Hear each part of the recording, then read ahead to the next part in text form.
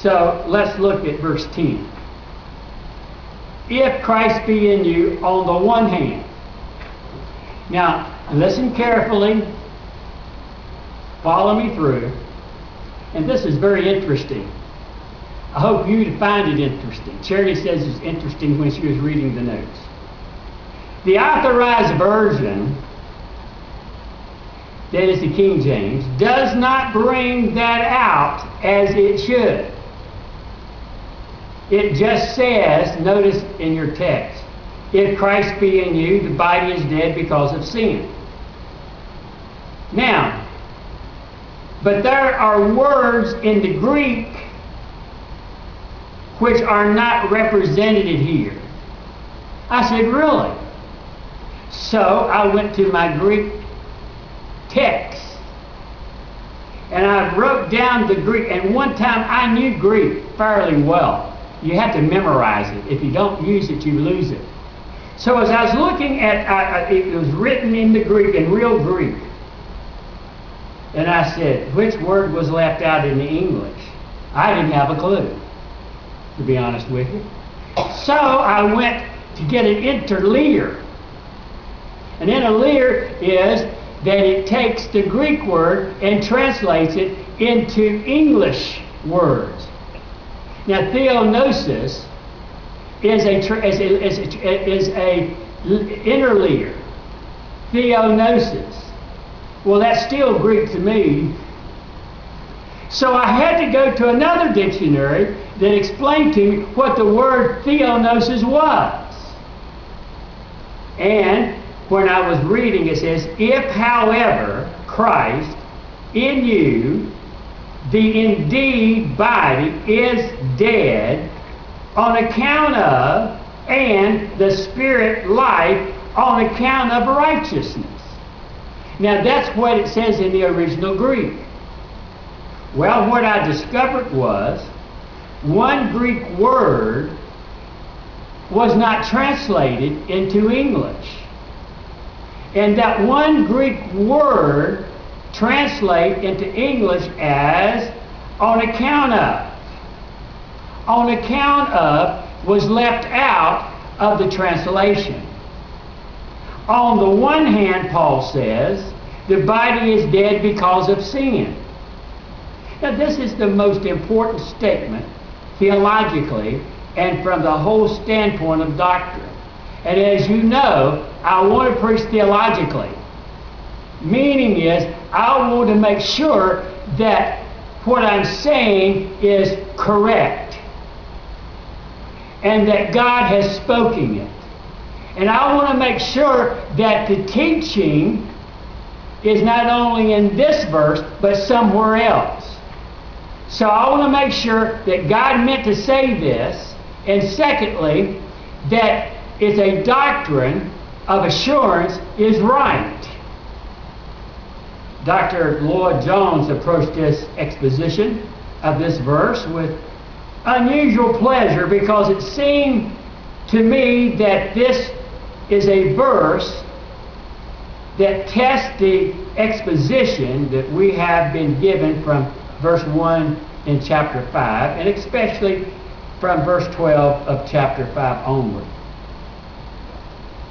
It is a crucial verse, verse 10 of chapter 8, where we were saying in chapter 6 and 7. 6 and 7, as we preached for months, comes to fruition in chapter 8, verse 7.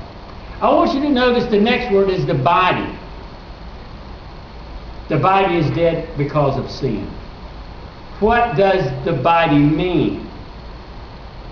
The actual word Paul uses is the word that is used for our physical body, our physical frame. It is not a word he uses when he is describing the flesh. So be careful, it's a trick. Sometimes Paul will say the flesh, and sometimes Paul will say the body. Now, the body refers to an organized whole makeup of the parts and members.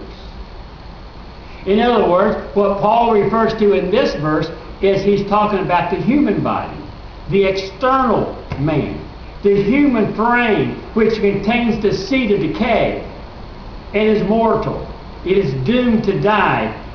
In time, due to sin, this body, this physical body, is going to die. Whereas before, Paul has been talking about the flesh. We do have physical flesh, but what Paul is talking about there, he means the human nature. He's not talking about the physical body, he's talking about the human nature. He's talking about the fallen state. And Paul goes from flesh to body. You got to watch for that change. And Paul is here in verse 10 is not referring to the corrupt human nature, but to our actual physical frame, and the opposite of this, to make still more certain to the spirit. Man is body, man is soul, man is mind, man is spirit. Now we cannot look into the discussion between soul and spirit, which I love to do. I remember teaching that over at another church, and the old folks says, "Man, you got me clueless." Well, okay.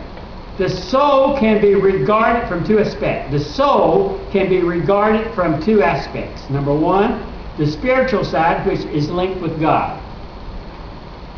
The spiritual side is linked with God. Secondly, the earthly side is linked, it is with man and life in this world.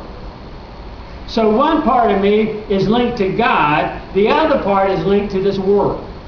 I have to live in this world. Now, in this verse, the body is contrasted with the spiritual side. You must not play with words of scriptures in the interest of our theories. A lot of times, preachers will use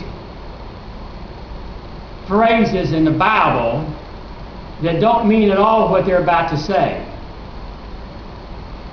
In this verse, Paul's talking about the human flesh, the human body. Now, note the next phrase. The body is dead. It refers to that which literally is dead, even though the end has not yet been realized. The body is dead.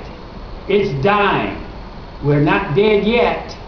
We're hanging on. The term dead here signifies that we are without any denial, we're dying. He says it is true about you now, not something that's going to happen to us. We have a mortal body, we have a dying body, we have a corrupt body. Listen, the seed of death has been planted in you. You are going to die. Now, I read and checked out, and I was listening to television the other day, and there was a man who is a writer for the Futurist magazine. I looked at it, I Googled it. Yep. He said, we're hoping in the next 100 years that humans can live to be 200 and 300 years old. In 100 years from now. Now, my comment is that possible? Let me share with you something. Just let me say that the Bible says that the seed of death is in our bodies. The body is, as it were, the seed of death. There is a principle of decay and of death in the bodies of all of us, and we are in the process of decay, and it's increasing and growing. No hair, no eyes, no teeth, no hearing. Shall I go on? I was going to baptize someone lately. This is a Bill Bauer. He always said "I" when it's just a story. One day I was baptizing somebody, and the person said, "I've got to take off my hair because it'll float." I got to take out my teeth because it may float when you take me under. And I better take off my arms while I'm at it because it may come off while I go underwater. I mean, that person was just stuck together by a lot of stuff. He said, maybe I shouldn't baptize you at all. That's just a story. It's not true. They tell us that by the age of 25, we have all developed as much as we'll ever develop. And from then on, the decay begins and becomes more and more obvious. You've heard the comment, we get old before our time. You know, we have to use more makeup as we get older. Thank God for makeup. When your body really starts going downhill, we say at 40, can't see, can't hear, can't remember. The body is an instrument that sin most readily uses. It is, as it were, the seat of sin. And the body gives sin its chance and its opportunity, and it remains there in the body. The body, all that we are, tends to work through the passions and the desires which are inflamed by the law. In other words, the body is a battleground in our struggle against sin. It is the main cause of pain in the believer in every sense, physically, morally, spiritually, and it's because it's a seed in us, and sin just likes to frustrate us. I wish I could punch sin right in the face, aren't you? Yeah. There's going to come a time that God's going to give us a body that doesn't have the seed of sin in it. And until they learn how to remove the seed of sin, we might live longer. But as long as that seed of sin is in us, death is imminent between time we're 70 and 80. Notice it says, the body is dead because of sin. It's a kind of sin is kind of like a dead weight. Yeah. It's the law of sin in its members. Why? Because sin, the principle, still lives in the dead, in dying bodies. Spurgeon put it this way: there is no doctrine more true to experience than this, that corruption remains ever in the hearts of the regenerated, and that when we would do good, evil is present with us. We are often like a glass of water which has been standing still for hours, and it looks very clear and bright. But there is a sediment, and a little stir soon discovers it and clouds the crystal. That sediment is the old nature. It looks good when it's not moving around. But when you start stirring the water, it gets all cloudy. And when the old sin nature gets stirred up, we look like sinful people, don't we? We will never get older. We will never get older in body until we get a new body. The scientists and doctors and researchers are not going to get the body to live longer until they learn how to get rid of sin.